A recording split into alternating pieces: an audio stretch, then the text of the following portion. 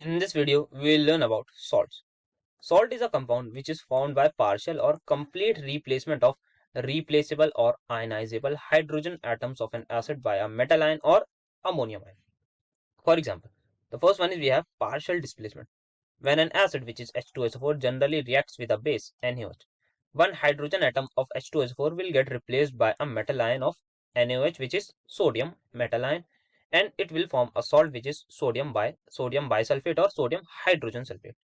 Here is the reaction which is acid reacting with NaOH produces a salt along with the water. Now how the complete displacement will take place?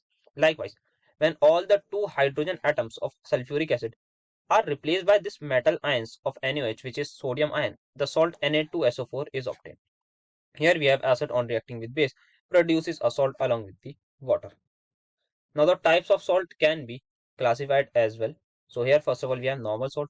Those salts which are formed by complete replacement of the ionizable hydrogen atoms H atoms of an acid by metallic or ammonium ion, they are called as normal salt. Example we have HCl on reacting with NaOH produces NaCl. H2SO4 on complete replacement of both the hydrogen with sodium hydroxide produces sodium sulfate, so it is a normal salt. Then H2SO4 on reacting with ammonium hydroxide produces ammonium sulfate, which is formed by replacement of both the two H plus ions. It will form a normal salt. Now we have acidic salts or acid salts. So these are the salts which are formed by partial replacement of the ionizable hydrogen atoms by a metallic ion or ammonium ion. For example, we have H2SO4 on reacting with NaOH produces NaHSO4, which is acidic salt. So why it is called as acidic salt? Because there is the tendency to lose one more H positive ion by the HSO4 negative ion. So basically we have in this salt, it has the ability to lose one hydrogen atom. That's why it is said to be an acidic salt. Then dibasic and tribasic acids, yet, etc., they yield acidic salts or on partial replacement of their hydrogen atom. Other examples of acidic salt could be NaHSO3, NaH2PO4, Na2HPO4, etc. Then we have basic salts. So these salts are found by partial replacement of replaceable hydroxyl group of a di or triacidic base by an acid radical. For example, we have lead hydroxide, which on reaction with HCl produces PbOH along with the Cl. So here one hydroxide ion is being replaced by the chloride ion. So this is along with the evolution of water. Then magnesium hydroxide can also react with HCl and produces MgOHCl. Here also this chlorine atom has replaced one hydroxide ion only. So these are said to be basic salt. Why they are basic salt? Because they can further release hydroxide ion in the aqueous solution because they have one OH ion with them. Then other examples could be basic copper chloride, which is CuOHCl. Then basic copper nitrate, which is CuOHNO3. So a basic salt contains a metal cation, one hydroxyl ion, or it could be two, and the anion of the acid. For example, in MgOH whole twice reaction with HCl, we have a metal ion or metal cation which is Mg, magnesium. Then we have hydroxyl group which is OH. Then we have the anion of the acid. So acid here is HCl, and in this HCl we have a cation which is H plus and anion as the Cl negative. So that's why Cl negative is said to be the anion of the acid. Then we have mixed salts. Those salts which contain more than one basic or acid radicals, they are called as mixed salt. For example, we have NaKCO3, CaOCl, then Cl, etc. The salt NaKCO3 has two cations or two basic radicals, that is sodium ion and potassium ion, and contains one anion which is one acid radical which is carbonate ion. Similarly, bleaching powder which is CaOCl contains two anions which is OCl negative and Cl negative and contain only one cation, that is calcium ion.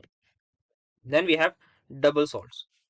So these salts are addition compounds of two simple salts which are stable in solid state but lose their identity in solution. Similarly, ferrous ammonium sulfate, which is said to be more salt, whose formula is FeSO4.NH4 whole twice SO4.6H2O.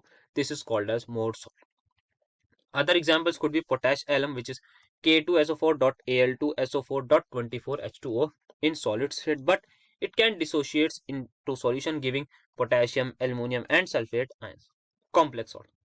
A solution of sodium cyanide shows the presence of Na positive ions and cyanide ions. Similarly, ferrous nitrate solution shows the presence of Fe2 positive ions and NO3 negative ions. But when these solutions of two simple salts are mixed together, then chemical tests do not show the presence of Fe2 positive ion and cyanide ions, but instead they show the presence of ferrocyanide, which is another anion, which is FeCN6 4 negative. This ferrocyanide ion is therefore said to be a complex ion. The solution on cooling and crystallization gives crystals of sodium ferrocyanide, which is Na4FeCN6. Here is the reaction. We have sodium cyanide on reaction with iron nitrate produces Na4FeCN6 along with the sodium nitrate. So when sodium ferrocyanide is dissolved in water, it dissociates as follows.